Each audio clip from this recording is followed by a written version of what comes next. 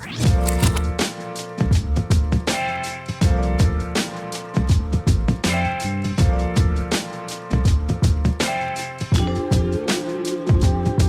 you tell us, you brought us a gift. You set up this entire little moment. What is going on here? Well, today's a very special day in New York, and I haven't been to New York for over a year because of the whole COVID thing, but today my wine company is going public on Nasdaq through a SPAC. In other words, it got acquired into a public company. Oh. And that's a very big day for us. Wow. We have been growing and growing and growing for 7 years. We're now one of the largest wine companies in North America. And this is a big moment because we'll be making lots of announcements at 4 o'clock when I ring the closing bell. Wow. Any sneak peeks for us? Yeah, I'll tell you what, but let me just put on my very important elements when you're in the wine business. Just a little je ne sais quoi. Oh! Right? And That looks this great. is my test de vin. Let me explain what this is. This is when I'm in the cellar, because I blend all the wines, or at least the O'Leary wines you're seeing.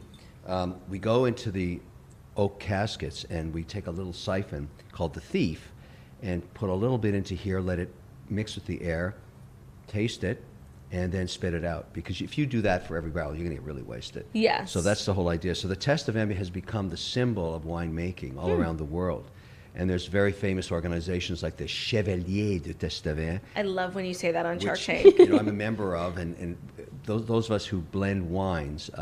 Now, these two wines I brought to celebrate with these are my most award-winning wines and my biggest sellers. My Chardonnay, and it's more of the Montrachet style, which is the French style of making Chardonnay. Very crisp, very light, less oak. And then my incredible Cabernet Sauvignon, which has won award after award after award. Wow. And even Andy, our cameraman, when he was proposed to his fiancée, he took all the insurance necessary, which was 2 glasses of this. Oh my God. And she immediately said, "Yes, I'll marry you." That's what That's happened. so. Oh, wow. And you know what? Like, I feel like you've kind of made a mark for yourself in Shark Tank as the wine guy. And when I met you, I feel like a lot of people don't know this, but it's pretty common. You and your wife taught me that you can tell what kind of wine is in the bottle based on the shape of the bottle. Is that correct? You can. You can. This is the classic French Cabernet, and that's the classic Chardonnay. Now, what's happened in America, the most popular wines today are the Cabernet Sauvignon Red and the Chardonnay. Chardonnay exploded when they started growing the grapes in California decades ago, and they started competing globally. And California Chard started kicking French Chard's butts a lot in international contests where it's blind taste testing.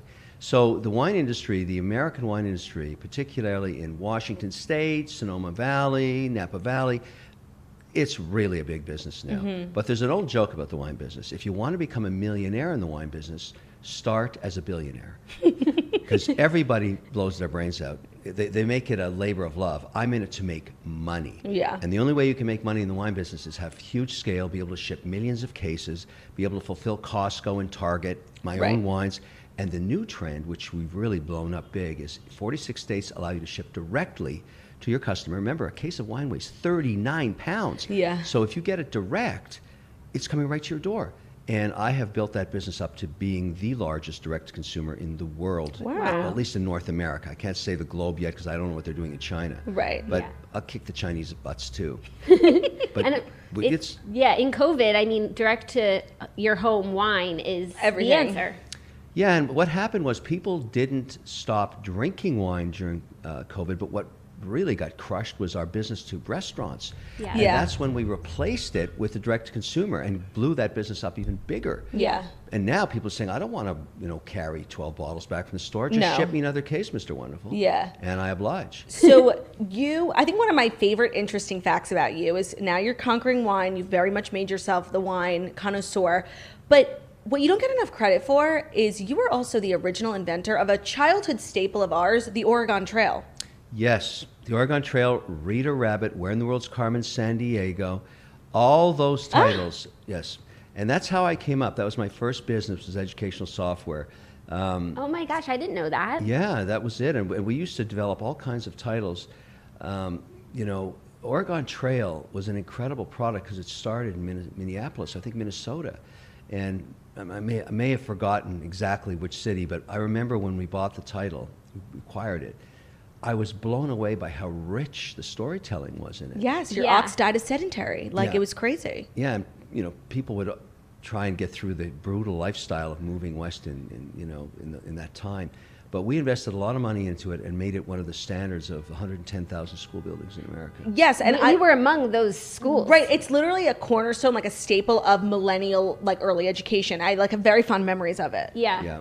We sold that company for $4.2 billion. Very Wow. nice. And I started with nothing in the basement, sort of a garage thing, and the 10 of us that were founders, that was our big liquidity event. Yeah. And since then, I've made many mistakes, but also made a couple of good investments too. So it was a really big, moment for us because we really had nothing, and then boom.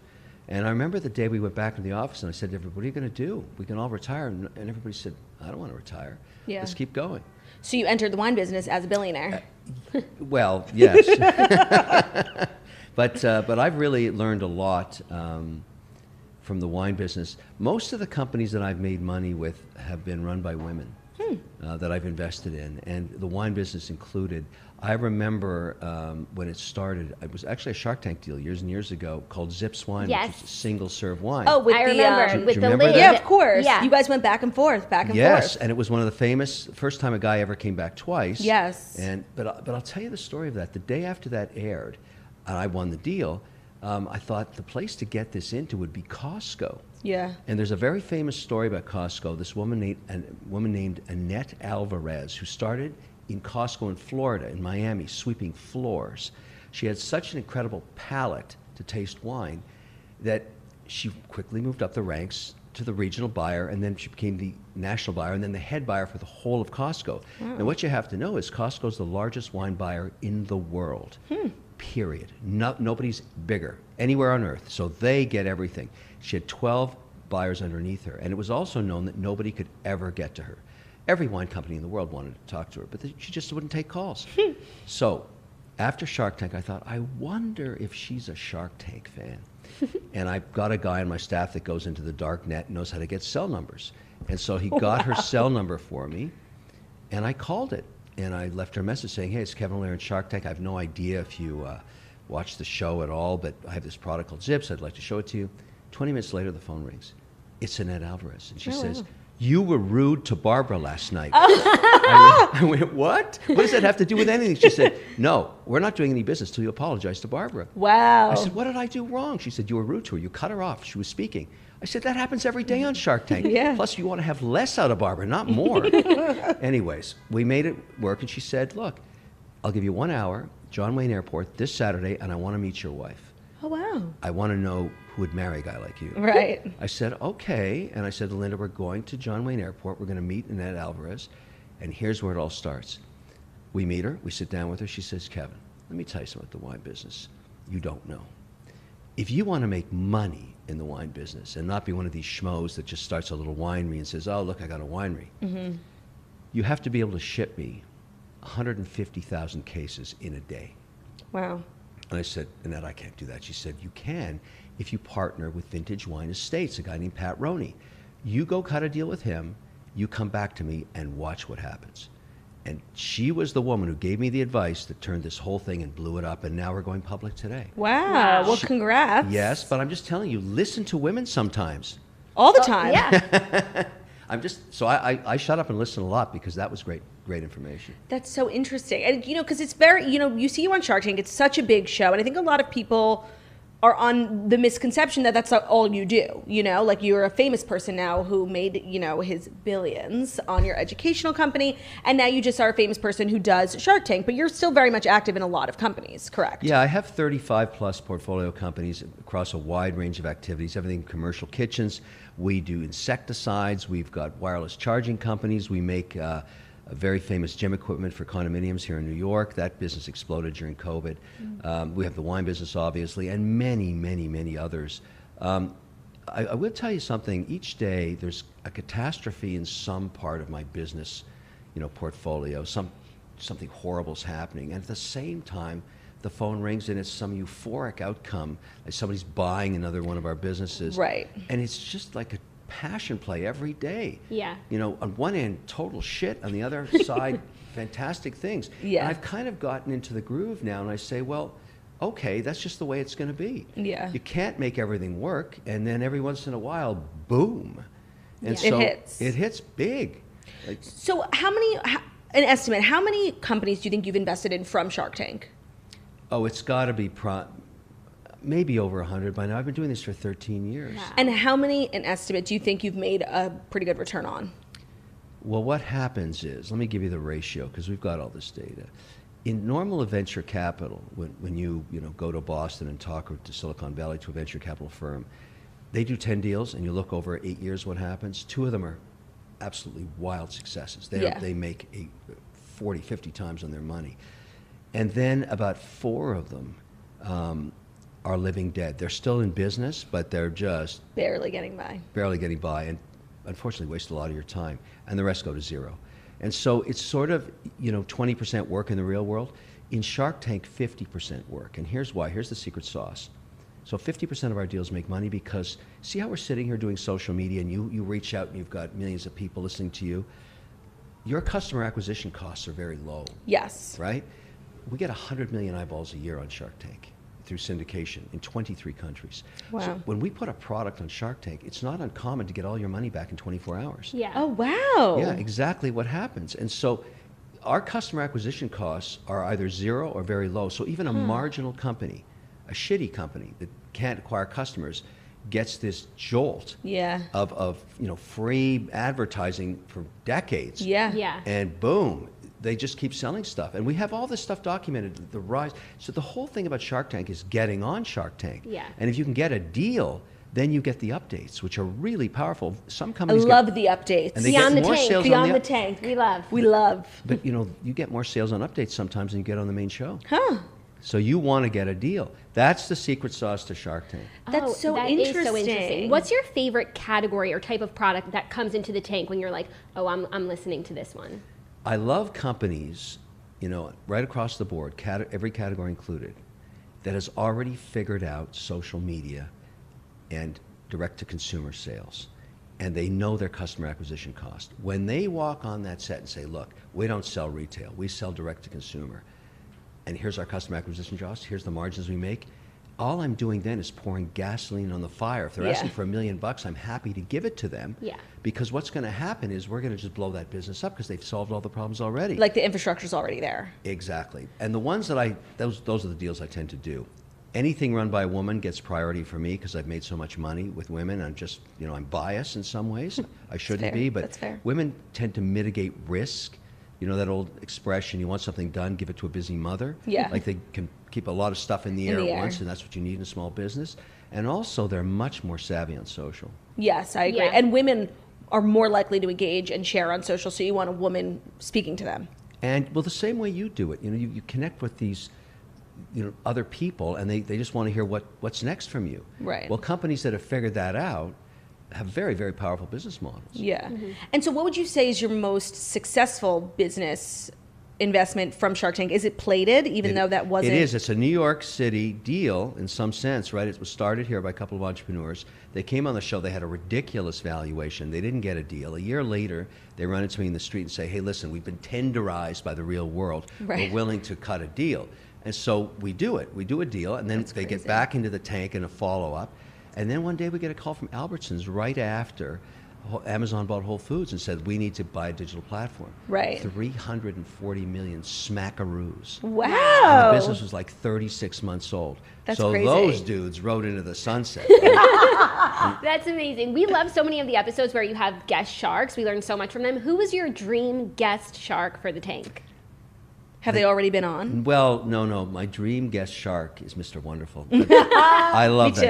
guy. I love that I guy. love that guy, yeah. Well, we've had a lot of guest sharks. We've had all kinds of guest sharks. Some are better than others. Some, what happens with Shark Tank, and this includes all the people that come and pitch, 100,000 people apply. 340 get picked. 220 get taped. Maybe 180 air. Wow. Okay, so here's what happens. You've been practicing for months. You know you're going to get on that carpet. Yeah. And dun, dun, dun, dun, you walk out the door. The and music. Even though you've practiced, now it's real. Yeah. 26 cameras rolling, jibs moving down, steady cam all around you, and you freeze. Yeah. Yeah. Sometimes it's painful. I have to say, at least for me, I can think of one episode in particular that will, for me, ever go down as the worst pitch ever.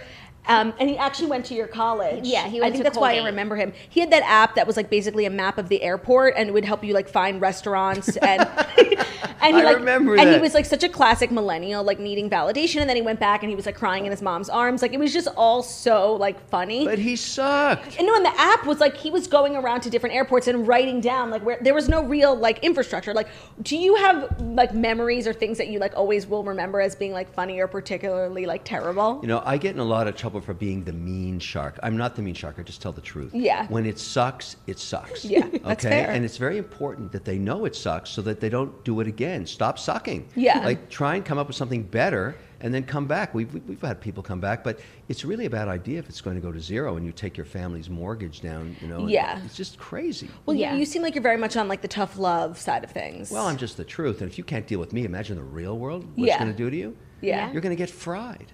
And so that's my attitude. But, you know, I got to listen to Barbara and I got to listen to Lori. Yeah. You know. But you seem like you love it. Like it's a great part of your job. Yeah, but they, you know, what they do is they say, well, look, I'm not going to invest in you. This is Barbara all the time. I'm not going to invest in you, but you keep doing what you're doing. And I look at her and say, what are you doing? Like, don't you have any morals? Right. You guys have such a great dynamic. I'm curious, is that for show or you guys act like that behind like off screen too? You all have a crazy dynamic. We're like friends. We've been dealing with each other for over 13 years. So we try and be cordial. But we're competitors. Yeah. Yeah. We're competing for deals, and we like each other and all that stuff. Barbara's a great cook. When I'm in New York, I'll often go and have dinner with her. She's great. We're also incredibly busy. Like, Yeah. I've never seen all the sharks get in a room during the off season ever. It's impossible to get them back together. Not We- even for we a do birthday some- party? Well, we can't. But everybody's so everywhere. And so the only date we know we're going to see each other all together is the first shoot date of Shark Tank, when we just clear our schedules and we go do it. Right. Yeah.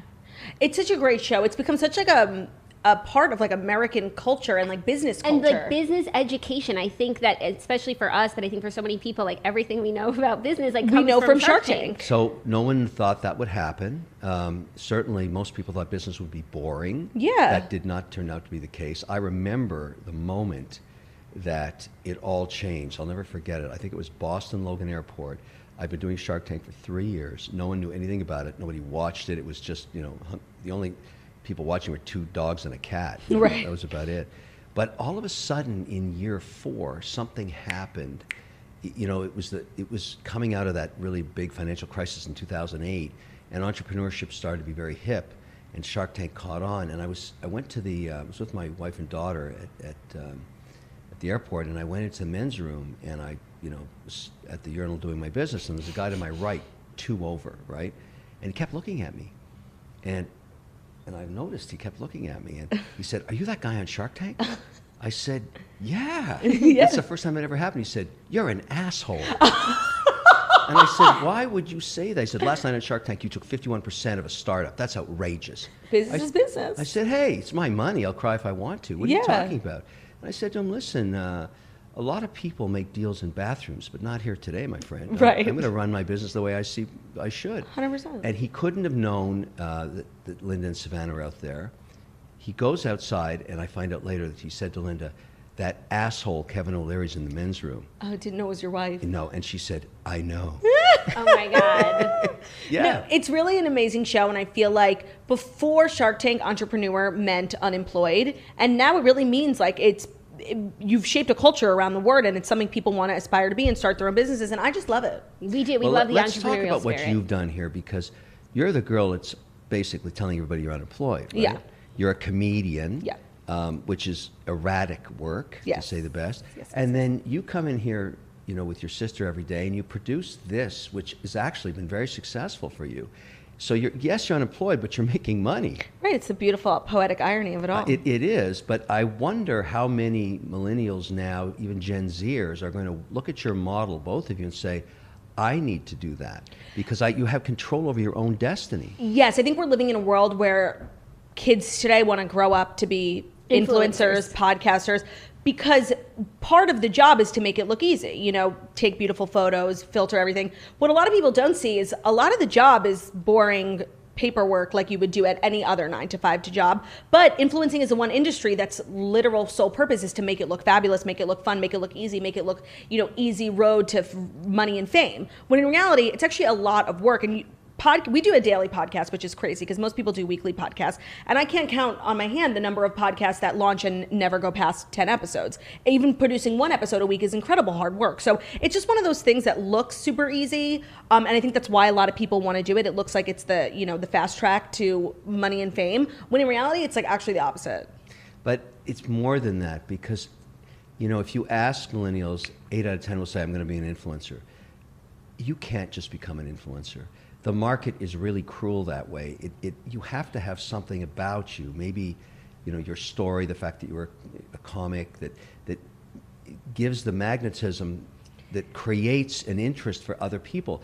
Most people don't have that. Yeah, it's so saturated right now. Well, it's not only saturated, breaking through, even if you have it, is next to impossible. Yeah. Yes. Getting your first 1 million followers is really, really hard, let alone 100,000. Mm-hmm. And so you really can't get traction till you get scale. Yes. Yeah. And what I've learned, dealing with all the influencers that I deal with and the stuff we do is that, unfortunately, for some people, they don't realize early enough that people smell bullshit a mile away. Yes. And when you get canceled, you're canceled. Yeah.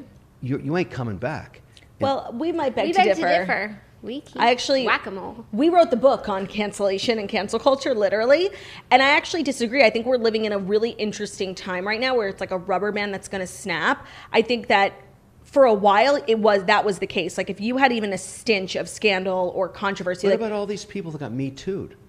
Well, that's different. Yeah, we try to separate. We try to separate versus crimes. Yes. So we feel like cancel culture is this huge bubble where we're like always canceling people for saying bad things and doing bad things, when actually the two of them are incredibly different. If you were Me Too'd, you are a criminal. Like that is separate. We're talking about cancel culture. You have tweets resurface from when you were in high school. You make a joke that not everyone thinks is funny because, we're living in overly sensitive times. Like that type of cancel culture is so toxic because, first of all, it leaves no room for growth. Okay, Roseanne Barr. Ooh. I'll tell you why I bring that one up. Okay. She changed forever the morality contracts in Hollywood that I was subject to in subsequent contracts. The story, just so we bring it to viewers to understand here, and I want to hear your response because you're saying not necessarily, right? She said something very off color. Yes. Very.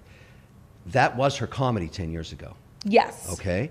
The network that was sponsoring the #1 show had 80 million, I think 68 million worth of upfront advertising. The CEO canceled it an hour and a half later, gave all the money back to the advertisers. Yeah. Canceled the show. That's extreme.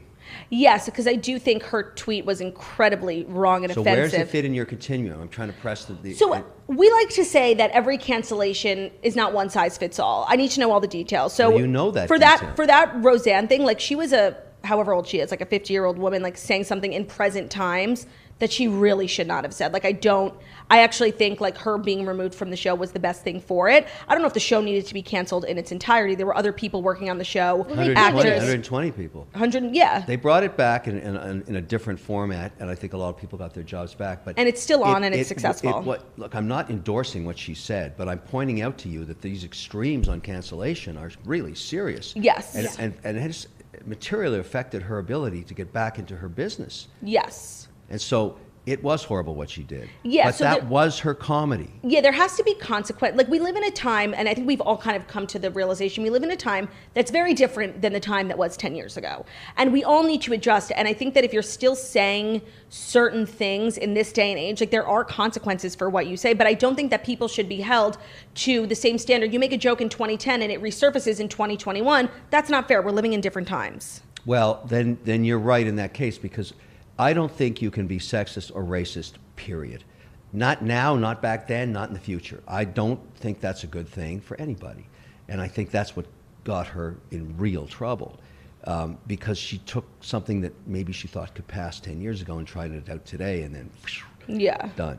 So you're the same, I assume. Comedy is a really interesting space. Well, that's what I wanted to probe into. Right. So comedy, like most comedians have podcasts, and comedy and podcasting couldn't be more different. Comedy is no holds bar. You people fight for the right to say whatever they want because it's a joke, and you should be able to make a joke about anything. Whereas podcasting comes from the digital space, and the digital space is so sensitive. Comedy, there's many classic comics that are really, really on the edge. Dave Chappelle. On the edge on sexist, racist stuff. Like, you can't do that anymore. No. I'm talking about comedy and the comedy vertical. Going into a club and really laying it out there. My personal style of comedy is very specific and intentional. Like, I do self-deprecating comedy. I make fun of myself because no one can be mad at you if you're making fun of yourself. You're not offending anyone. I'm literally just offending myself. Okay, so you think those comics have to change? They can't do their traditional routines anymore. I think comedy is like the last remaining corner of the earth where you can say crazy things, but I don't think it'll last long. It's already very touchy. You're saying you won't last long. Yeah, one won't last long. It's still, I think, a frontier that's in question. I think people are sticking up for the right to joke about what you want to joke about, and then there are people who are like, you can't make jokes about that. And I think depending on the comedian or depending on the celebrity or influencer, when we say like you can be canceled and you can come back, you have to pull yourself up by the bootstraps. No corporation's going to give you a job. No brand is going to endorse you. Like, you need to make the path for yourself, because the industry and the world that we live in is not going to give you a second chance. So you are canceled in the sense you can't go into mainstream. You have to do it yourself. Yes. And you need to find your audience, and you have to start from scratch. And then you build something that is impenetrable. You are in charge of your own destiny. No one can cancel you because you own your own show. You make all your own revenue. You make your own merch. Like, you don't rely on any other company. But when you're beholden to a larger company, and we're, in these extremely sensitive times, like, that's corporate culture. Yeah. Yeah, but I think this model you've developed for yourselves, actually, proven it out, is very desirable for many people who want to control their own destiny. Yeah. I think you work harder than you would in a corporate environment. You have more risk in your life because you don't know what can happen. You have to put up your own money when you start it. And you also may make one mistake and get fried and have to start again. Yeah. But the beautiful thing about the internet is that, like, it's just the Wild West. Like, you can do anything you want, and there's so many people on it. Like, we've just kind of cycled through so many different stages of our business. We're entering a new one every week. Like, that's just, you have to keep up with it, and like, you have to shed your old skin and just keep moving forward if you want to stay in this industry for a long time. I think you do, don't you? Of course. You've bypassed all the traditional media. Like, it used to be, you'll never get on this network again, you'll never get this, you'll never get that, and it was all controlled by Hollywood agents and all that stuff. And to a certain extent, television still is that way.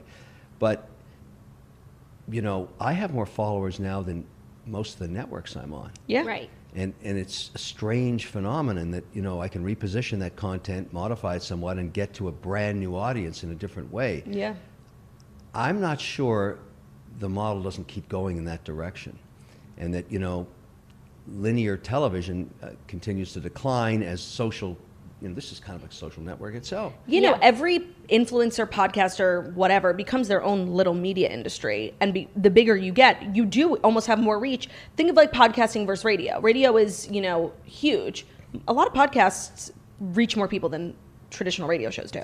Podcasts used to be framed, what I like to, I get invited on a lot of podcasts, including this one. And what I like to do is resist the temptation to go look at all the previous podcasts. I don't want to know anything about you when I show up here. I mean, I met you for a few hours, right, on an island. I thought I was thoroughly entertained. But I want to go in fresh. Yeah. And then later, if we start doing it over and over again, I kind of get the groove of where it is. But I've been much more successful doing that in terms of engaging. And podcasts aren't just audio anymore. They're video. Yeah. That's what a podcast is. It's just another television show. Yeah. Literally. And my attitude is it's much fresher when you go in cold. Yes, I agree. I hate all the scripted stuff and everything else. I just did the Pomps podcast in Miami last week. We had a crazy amount of fun because we said no questions set. Nothing. Yeah. Let's just see what happens. Yeah. Yeah. And it was fun. That's the way it should be. Definitely a refreshing format. You're not bound by those restraints of even cursing, like something as simple as that, right. Or time constraints. Like, you can really go or so topic long. matter. Who knows right. where you go, right? Right, exactly. We went from wine to Roseanne Barr. Yeah, exactly. But I think those are serious issues. Let's go back to wine because I want to. Can we taste? I want to try. I want to give you. We're going to start with the Chardonnay, even though it's not chilled. But This Chard just won its 5th gold award. Oh, wow. Now, let me tell you something about the wine business just before we pour this. 97% of wine in America is sold for under $14.99 a bottle. Wow. Nobody knows that. That means 3%, which is virtually nothing, are those expensive wines. The challenge becomes, how do you make a wine that tastes like it's worth 60 that you can buy for 11? And I spent a lot of time on this because I wanted my return rates, because I'm going direct to consumer, to be less than 2%, which was my goal. They're significantly less than 1%. Wow. So that means I have to kind of adapt to the palate. Most women drink Pinot Grigio and Chardonnay. That's, you know, they drink whites. Yeah. So you need to work with a lot of women to sample. Like, I'll blend it. I'll try it on my wife, try it on her friends, then do some serious taste testing, sampling, to get the vibe from what a Miami woman says versus a California woman versus somebody in Champaign-Urbana, to try and nail down, do I have it? Yeah. Because I'm blending these wines. I'm adding little elements of other varietals to get that flavor. About 5 years ago, I hit it big when I started taking less. You know, when you put Chardonnay into an oak barrel, it gets buttery, oaky. And women were moving away from that. They were saying, give me something fresher, it's too heavy, you know?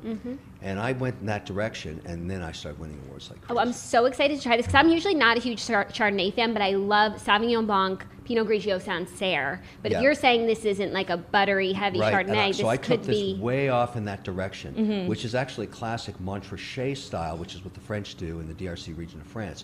So let's try this. And How much is that bottle? This bottle tonight, the reason I'm talking about it, when we go public, we're going to do a giant sale on QVC. Normally it would be $15.99. Tonight it's going to be $11.12. $15.99 is still a great price. We're going to sell. I did something remarkable a few weeks ago on QVC. In 20 hours, we sold $5.2 million worth of wine. Wow. Wow. Yeah. Did you work with Lori? No, I worked with Mr. Wonderful. Oh, he's Chef great. Wonderful. I hear good things, yeah. No, listen, you know, I'm the wine guy in QVC now because I think people trust me when I say I have your back. Yeah. I really know what I'm talking about. I would trust you, like, to choose a wine for me. Will you also show us the right way to taste wine without looking like a fool? I absolutely Great will. question, We have these COVID glasses, which are fantastic. Yes. And normally you would never overfill a glass of wine. You have to leave enough space, the air, to mix with the wine so you can swill it a little bit. Good to know. Now, It smells delightful. yeah, now let's do this, because this should be chilled, but it's not, because it came to the studio. Now the nose, you should be picking up some apricot and apple here, Yeah. right? Get the apple. Okay, so now take a little bit and just let it roll back on the back of your tongue. Stunning. Down the hatch. Nectar from the nipple of Aphrodite. No, it's really This is delicious. so good. It's fantastic. I actually don't drink wine, but see it's that? delightful. See how crisp it is? It's not over sweet. It's towards what you liked in the dryness. Yes. This is a monster for me. This wine is my #1 seller in whites. Really? Yeah. It's delightful. It is delightful. Stunning color as well. Yeah, it's beautiful. And so, you know, this kind of wine would be fantastic with cheese. It would be great in the summertime, terrific with chicken. People like to drink it. I always drink a glass of white at 4 o'clock when the market closes, and I have one, sometimes two, and then I go to my reds. So we're going to go to red next. Okay. Well, this was That is Chardonnay so was good. stunning. And here. Sometimes you can That be a is real really asshole and good. stick your pinky out like this when you're drinking. See that? Oh, yeah, because yes. we're fancy like Pinkies that. out. Exactly. And you know you're drinking with a dork when you do that. That's Yes, someone uncultured. Okay, now. And now this is a... Cabernet Sauvignon is known for being the big, spicy American red. You know, for with meat and just a big, bold statement. And what you're looking for here is peppers and tannins and leather and just richness. And you get this by blending it again. And so many people don't understand that to get the tail of the flavor, you have to, you know, maybe you sneak in 2% Pinot, or maybe you put in a Syrah or something. You have to blend. You have to sit in the cellar for days with your test of vin and try different stuff while not getting inebriated, because you stop sensing the flavor. So most of the time I'm tasting wine and spitting it out. A spittoon. So here we go. Now this is going to have a huge nose. also 5 different awards on this one. Oh, wow.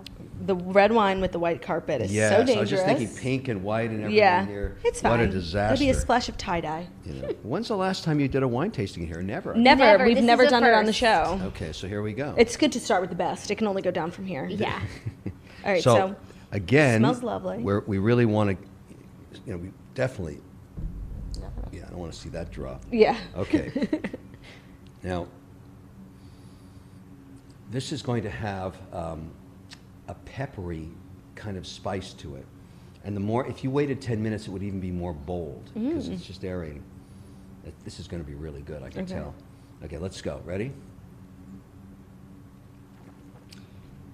Oh, wow. Ichihuahua caramba!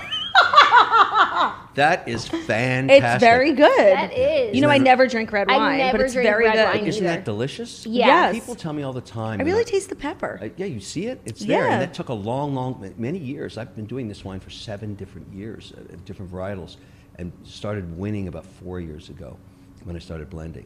But, you got to try new things in wine. And by the way, the health attributes of 1 glass of red a day for all year long works in longevity.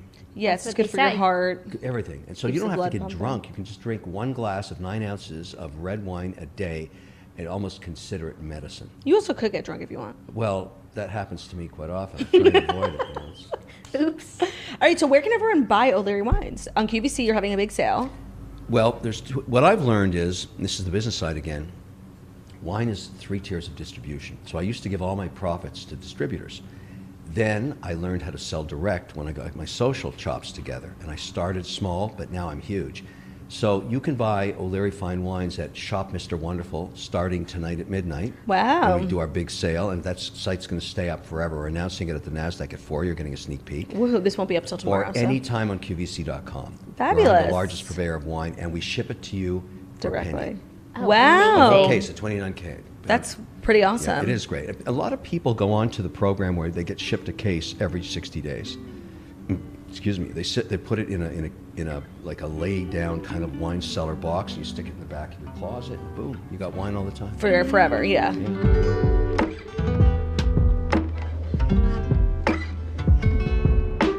Claudia and her sister were fantastic. I mean, it was quite impressive of what they built up there. They're basically their own network. So she controls it. She publishes out the content. She makes money.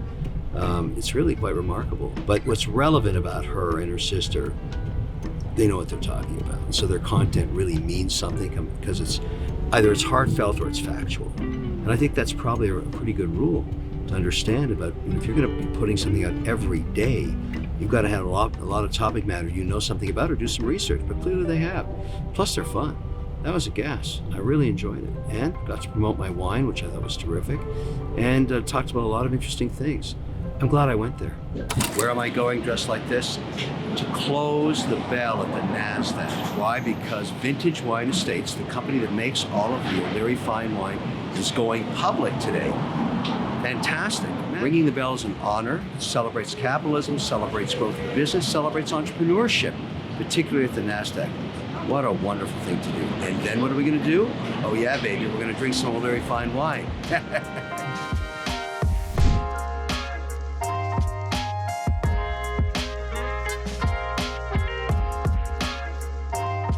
Pat Roney, the CEO, is going to ring the bell. It's a big deal. This is actually the first day of trading for Vintage Wine Estates. It's incredible. Stock's up almost 20%. Very good sign for the future. Spectacular. SPACs have been controversial, but not this one. This one has gained value since it got announced, which is absolutely great. Glad to be a shareholder.